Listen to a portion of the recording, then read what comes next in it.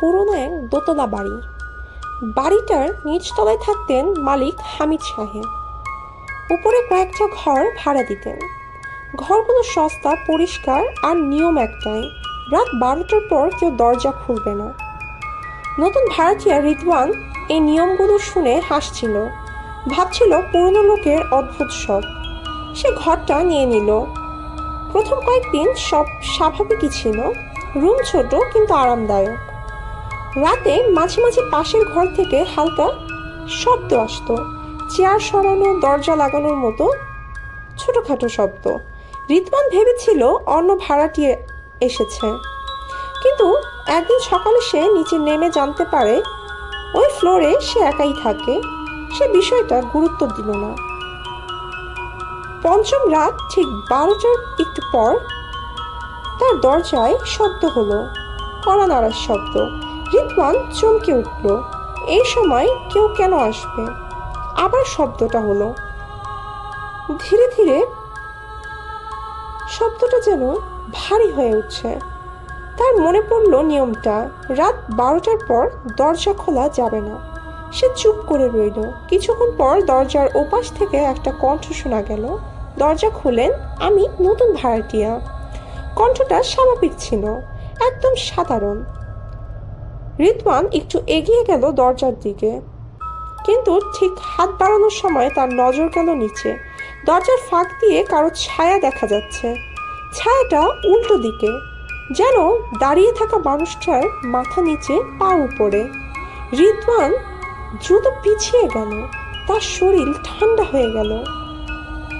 ওপাশ থেকে আবার কণ্ঠ, খুলেন দেরি হয়ে যাচ্ছে। এবার কণ্ঠটা একটু ভেঙে গেল। একই কথা, কিন্তু স্বরটা ঠিক আগের মতো না। রিদওয়ান কোনো উত্তর দিল না।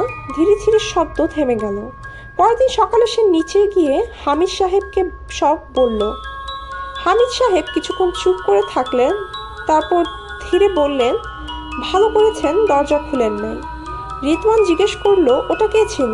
হামিদ সাহেব সরাসরি তাকালেন তার দিকে। তার চোখে অদ্ভুত একটা ভয়।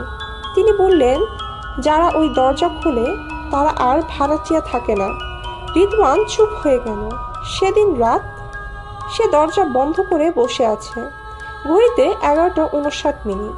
তার ফোনে হঠাৎ একটা মেসেজ এলো, আজ দরজা খুলবেন তো? রিদওয়ান জমে গেল। সে তো কাউকে নম্বর দেয়নি। ঠিক 12টা বাজতেই দরজায় আবার কড়া নাড়ার শব্দ। এইবার দরজার ওপাশ থেকে কোনো কথা এলো না, শুধু শব্দ।